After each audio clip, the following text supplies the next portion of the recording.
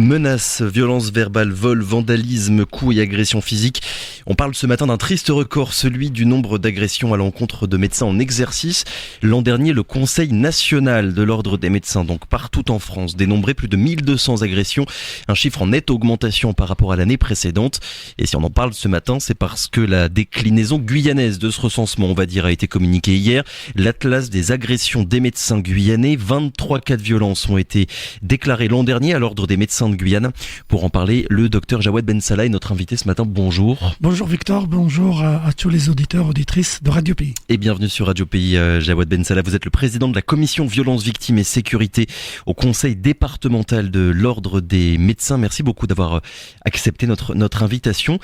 Déjà, on parle de quoi exactement ? Parce que agression, ça peut vouloir dire beaucoup de choses. Majoritairement, dans votre quotidien, on va dire, Jawed Ben Salah, et dans celui de vos confrères et consoeurs sur tout le territoire, qu'est-ce qui se passe ? Qu'est-ce que vous constatez dans vos relations, on va dire, avec vos patients au jour le jour ? Voilà, le problème, il y a 2 points, 2 grands chapitres. Le premier, c'est qu'il y a un fond d'agression sous forme d'agression verbale, de menaces, d'intimidation. Ça, malheureusement, c'est notre pain quotidien et qui augmente au fur et à mesure que le désert médical en Guyane s'accentue. Voilà, je rappelle qu'il n'y a pas assez de professionnels de santé médicale et paramédicale ici sur le territoire.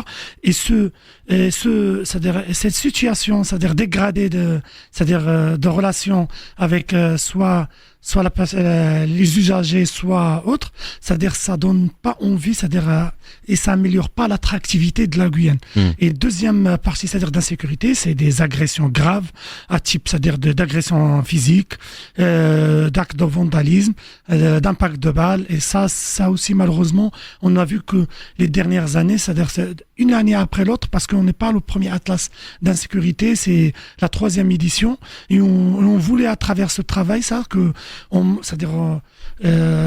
que l'ordre des médecins, l'URPS, le syndicat des médecins, c'est-à-dire met sur la table un document vérifiable, qui explique, qui met en clair ces situations qui est juste intenable. Oui, pour avoir des données précises finalement. Exactement. Sur ce qui se passe, c'est pas juste des idées un petit peu floues et abstraites sur le sentiment d'insécurité que tout le monde a et tout le monde constate. Exact. On voulait ça, c'est-à-dire que on peut pas traiter ce fléau sans, c'est-à-dire étudier les cas au plus près et en même temps déclarer ces cas, parce que si on déclare pas, les forces de l'ordre, les services d'État, ils vont pas être au courant.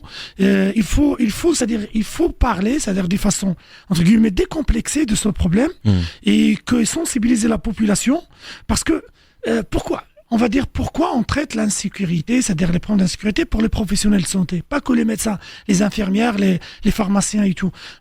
La sécurité, c'est-à-dire c'est quelque chose de très important au niveau des cabinets médicaux, des officines, dans l'intérêt des malades. Pourquoi dans l'intérêt des malades ? L'intérêt des usagers, parce que si cette insécurité persiste et s'aggrave d'une année à l'autre, ce qu'on constate chaque année malheureusement, les médecins et les médecins, ils vont se retirer des quartiers sensibles, ils vont se retirer de communes isolées comme à Apathiou, Sinamari, Grand-Santi, et les infirmières libérales, ils vont plus y aller faire ils vont faire leur politique d'aller voir les malades au plus près dans des squats, dans des quartiers informels, et les pharmacies et d'autres professionnels, ils vont se mettre dans des sortes de bunkers.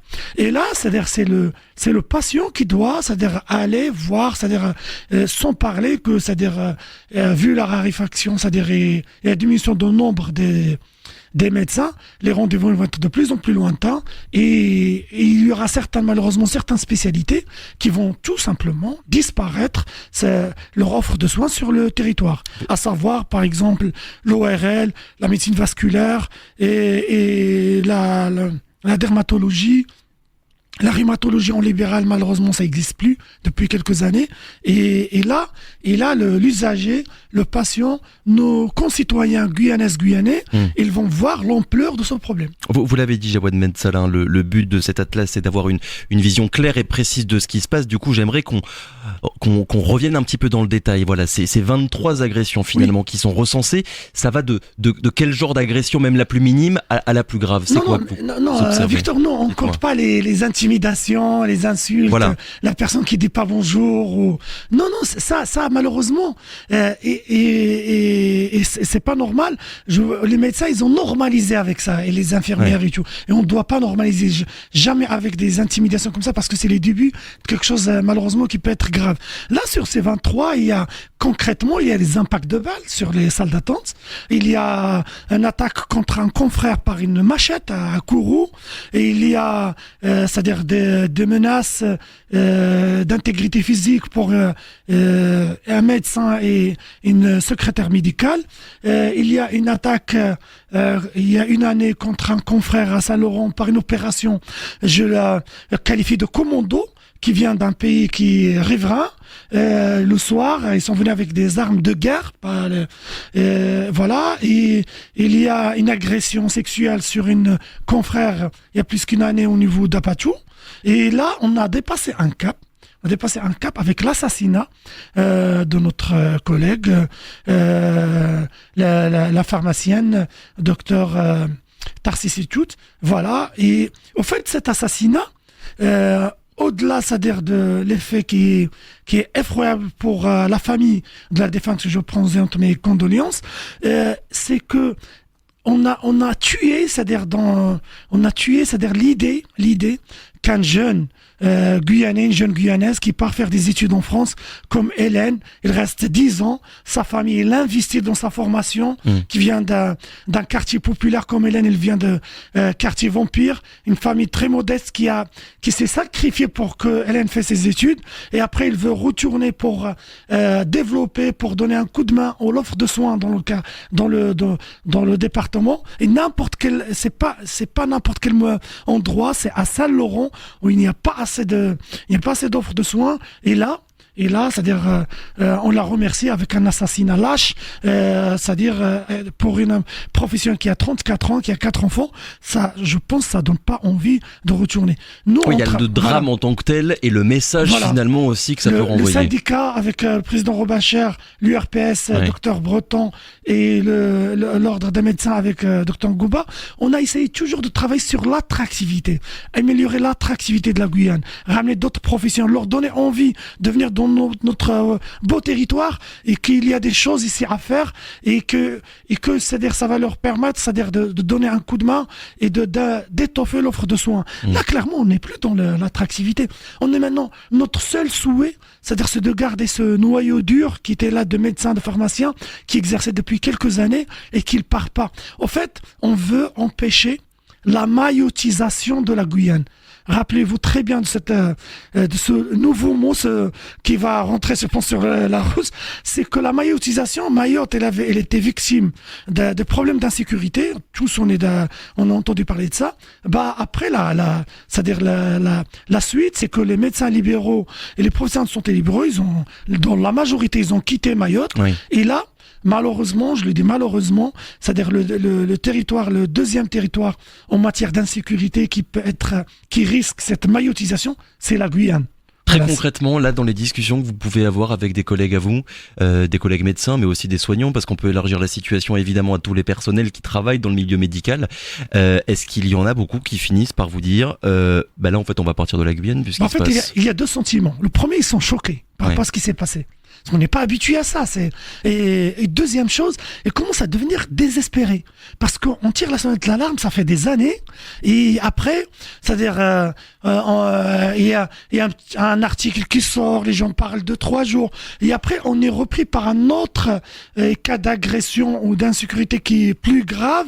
Et les gens, en fait, ils normalisent avec les professionnels de santé, ils normalisent avec des situations vraiment chaotique, et là on arrive à un stade où les gens ils disent finalement ça sert à rien, in fine je suis un être humain comme tout le monde, j'ai une famille, et je peux pas rester dans un quartier sensible ou bien dans une commune qui est éloignée et risquer ma vie. À un certain moment il y a l'instinct humain, c'est-à-dire de sécurité qui prime, et malheureusement c'est-à-dire si rien n'est fait, on va perdre plusieurs confrères et consoeurs qui vont aller à exercer ailleurs, quoi. Pour continuer ce qu'on est en train de se dire, Jawad Ben Salah, en 2022, et là je parle au niveau national, moins d'un tiers des médecins agressés portent plainte et 8% seulement vont jusqu'à la mise en place d'une main courante Pour quelles raisons, quand vous en parlez autour de vous, qu'est-ce qui ressort dans les explications, on va dire? C'est pour protéger les patients, c'est par habitude, c'est pour pas faire de bruit, c'est par banalisation finalement de ce qui se passe au quotidien? C'est quoi ce que vous constatez? C'est plusieurs de ces raisons. La première, c'est-à-dire les professionnels ils normalisent avec les incivilités, les agressions, c'est-à-dire de bas bruit, quoi, c'est-à-dire quotidienne. Oui. La deuxième chose, c'est que si vous voulez porter plainte, il faut aller passer une journée au niveau de commissariat ou bien chez la gendarmerie. Je salue, c'est-à-dire les forces de l'ordre qu'on a pu faire un travail, surtout avec la police nationale, un travail de proximité. On a pu établir un annuaire c'est-à-dire des référents des professionnels, c'est-à-dire de forces de l'ordre. Ça veut dire que chaque médecin sait qui appeler en cas de problème. Par commune. C'est bien ça, par commune. Voilà, oui. Et ça nous permet, c'est-à-dire d'avoir des rendez-vous aménagés pour au commissariat. Le troisième point, c'est qu'on a. C'est-à-dire, une fois qu'il y a une plainte qui est déposée, il y a un travail qui était fait par l'ordre des médecins et le syndicat pour que les médecins, c'est-à-dire, déclarent de plus en plus. Voilà, parce qu'avant, c'est-à-dire, il y a personne qui déclare, même pour des cas graves. Je donne un seul exemple. Le président du syndicat, il avait un trauma crânien. Docteur Robacher, il avait un trauma crânien à Maturi. On a un collègue qui a perdu un œil. On a le président de l'ordre, et il a toujours des traces d'une plaie au niveau de l'avant-bras, d'une agression avec un couteau.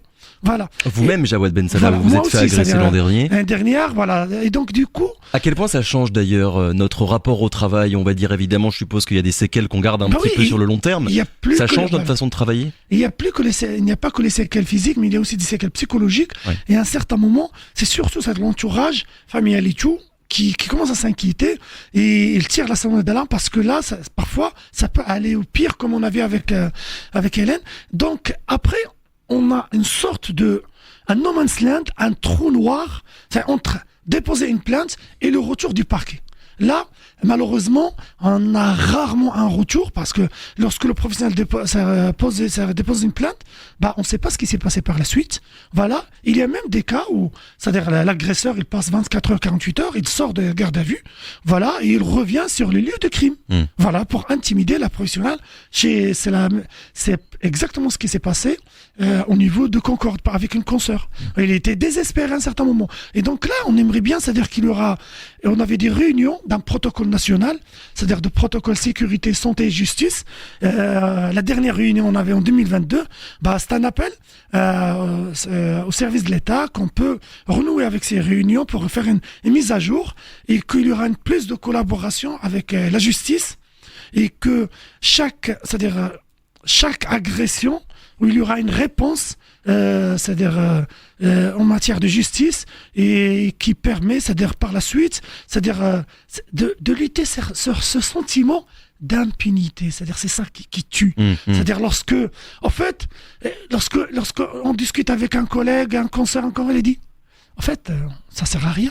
Ouais, pour qu'il y ait plus de suivi finalement les plaintes qui sont déposées. Est-ce que là, Jawad Ben Salah, ce qui s'est passé à Saint-Laurent avec le meurtre de la pharmacienne Hélène Tarsis et toutes, même si ça n'était pas dans le cadre de son travail, est-ce que vous sentez une prise de conscience, on va dire, chez vos collègues, pas que les médecins, mais aussi vraiment toute la communauté médicale, qu'il faut remonter l'information, chaque agression et ne pas passer sous silence une agression éventuelle, même si on n'en arrive pas jusqu'au drame ultime, à savoir la mort? Mais c'est pour ça, c'est-à-dire en matière des déclarations, on a pris l'année dernière à bras le corps, c'est-à-dire les déclarations. C'est-à-dire on a une dérogation nationale, c'est qu'on déclare, c'est-à-dire à la place de la victime, après c'est-à-dire un entretien, c'est-à-dire parce que la victime, lorsqu'elle est agressée, il doit sécuriser son lieu de travail, il doit, c'est-à-dire se faire soigner, donc parfois la déclaration passe à un deuxième temps. En même temps, on a, c'est-à-dire l'ordre, c'est-à-dire l'URPS, l'Union régionale des médecins libéraux, on s'est investi dans un matériel, c'est-à-dire, je sais pas si on voit ça sur le caméra, c'est-à-dire un outil c'est-à-dire d'alerte et qui permet la géolocalisation. Donc je dis pour ceux qui ne vous voient pas, en fait c'est un petit boîtier en plastique et sur lequel on peut appuyer. C'est bien ça? 1,5 cm, on peut appuyer pour ça envoie une alerte, c'est-à-dire et à ce moment-là, c'est surtout bénéfique lorsqu'un médecin exerce tout seul, surtout la nuit ou pendant les gardes et ou bien lorsqu'il exerce dans des endroits isolés. Là, ça lui permet d'éviter des complications graves. Et en même temps, on a demandé à la RS qu'il y aura c'est-à-dire à la fois une campagne de sensibilisation de la population pour justement c'est-à-dire parce que qu'on reste pas dans la négation par rapport et dans le déni par rapport à ce problème. Là, qui rôde, c'est-à-dire l'offre de soins et l'attractivité de la Guyane, et en même temps une formation pour les professionnels pour faire face à cette violence, cette agressivité qui commence à faire, c'est-à-dire j'allais dire faire partie de paysages des soins, alors que nous à la base notre cœur de métier c'est de traiter les gens. C'est-à-dire la sécurité c'est un problème régalien. Nous, c'est-à-dire on doit se concentrer tout notre temps. Là, maintenant, je viens pas parler de la sécurité. Ma place, c'est d'être dans mon cabinet pour traiter les gens. Et malheureusement, notre temps médical, qui est vraiment, c'est-à-dire qui doit être précieux, on passe une partie de ce temps médical pour le consacrer à autre chose. Voilà. Oui. Justement, puisque vous avez commencé un petit peu à en parler, les soignants ne sont pas assez bien formés, Jawad Ben Salah, pour savoir comment réagir en cas de problème si ça se passe mal éventuellement avec un patient. Oui, mais en plus, c'est-à-dire nos collègues, nos instances qui sont nationales, ils sont pas au courant qu'ici on n'a pas un problème d'insécurité qui est hexagonal. On est dans un contexte, dans l'environnement sud-américain. On est dans un contexte autre que métropole. Et donc, c'est-à-dire on doit donner plus de moyens, c'est-à-dire d'intention à ce territoire qui se trouve à 8000 km et on ne peut pas traiter les gens à distance parce qu'il faut une présence, c'est-à-dire de corps médical et paramédical ici sur le territoire. Et les médecins, c'est-à-dire et les professionnels de santé, on a tous conscience que, c'est-à-dire il faut qu'on travaille main dans la main avec les services de l'État, avec les forces de l'ordre, avec la population, c'est-à-dire avec les patients, avec les associations des usagers, pour, qu'on potentialise nos efforts pour lutter contre ce fléau. Parce que nous, tout seuls, on est sûr et certain qu'on peut pas y arriver tout seul. On va parler des agressions extérieures, j'ai envie de dire les personnes finalement qui en viennent à cambrioler un cabinet médical. Entre autres, et par exemple, pour voler de l'argent, j'en sais rien. Il n'y a pas d'argent, j'assure qu'il n'y a pas d'argent dans le cabinet. La plupart de nos patients sont des AME, des CMU, donc il n'y a pas d'argent dans le cabinet, c'est pas une banque. Voilà, donc Et vous faites bien de le dire. Mais voilà, ma question c'était aussi sur les relations tout simplement entre vous, médecins, et les patients. Comment est-ce qu'on améliore finalement cette relation-là ? Notre part du job, on l'a fait l'année dernière. Oui. On a élaboré, on a imprimé à notre propre frais, c'est-à-dire des affiches pédagogiques pour les malades. Et concrètement, là, on aimerait bien, c'est-à-dire travailler avec les services de l'État pour, c'est-à-dire que dans les cabinets médicaux, on fait du support. C'est-à-dire de sensibilisation qui permettent, c'est-à-dire à la population d'être consciente et d'être un acteur actif dans la sécurité au niveau des cabinets médicaux. Les cabinets médicaux, ils ne sont pas un endroit, ils ne doivent pas être un endroit d'insécurité. Déjà, les gens, ils souffrent et il faut sanctuariser ces endroits. C'est-à-dire que la population, que les agresseurs sachent que vraiment, il faut pas ajouter de la misère à la misère. C'est vraiment, c'est-à-dire, et que personne n'est à l'abri. On peut un jour ou un autre être malade, et on aimerait bien, c'est-à-dire qu'on aura cette offre au plus proche, et si c'est possible, dans des conditions de sécurité. Jawad Ben Salah, il y a le constat, on en parle depuis tout à l'heure, il y a aussi les solutions.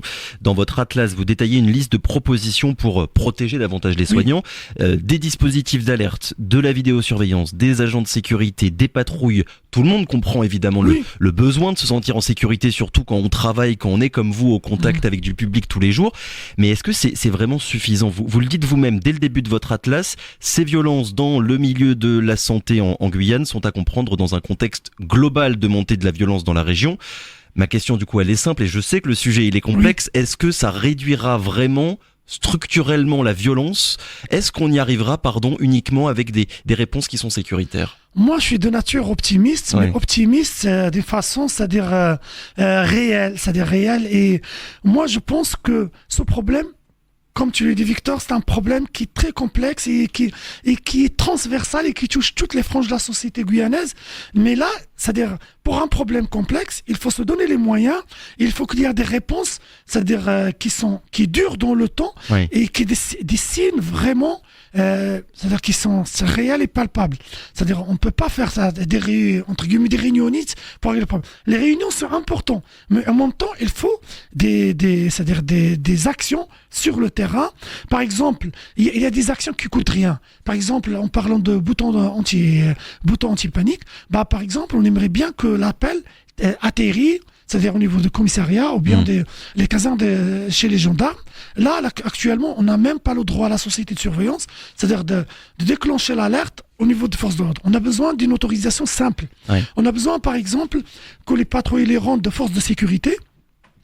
C'est-à-dire lors de feuilles de route, c'est-à-dire qu'ils passent, comme ils passent devant les écoles et c'est-à-dire les collèges, ils donnent une intention particulière au niveau des cabinets médicaux et les pharmacies, surtout le soir. Par exemple, les pharmacies qui font la garde, ils exercent, sans que le sache, c'est-à-dire un service public.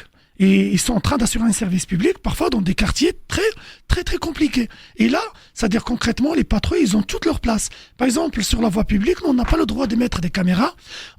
C'est un appel c'est-à-dire aux collectivités et à la préfecture qu'il installe des caméras parce que c'est des endroits qui sont très importants, c'est-à-dire pour les patients et la population. Et les caméras, certes, ils vont pas éviter qu'il y aura des agressions, mais ils vont éviter les récidives. Ils vont éviter les récidives et ça va nous permettre par la suite de mieux, c'est-à-dire répondre à ce type d'agression. Par exemple, on aimerait bien, c'est-à-dire qu'il y aura un soutien psychologique pour les professionnels de santé. Qui sont agressés, vous voulez dire? Voilà, qui sont agressés. Et une fois qu'ils sont agressés, ils passent dans les faits divers, dans un journal ou bien... Après, on les oublie. Mais eux, ils gardent avec eux, c'est-à-dire ces séquelles psychologiques. Ce qui, à un certain moment, c'est-à-dire les pousse à quitter le territoire. Voilà, on veut, par exemple, un bouton anti-panique pour nos consoeurs infirmières libérales. Il y avait des infirmières libérales qui étaient incarcérés, c'est-à-dire chez des patients, par les familles. Et il y a une infirmière libérale qui était menacée avec un couteau dans un quartier à Kabassou, à 6h du matin. Vous pensez que cette infirmière va être de retour dans ce quartier, et je stigmatise pas Kabassou, parce qu'il y a plusieurs quartiers où il y a ce problème.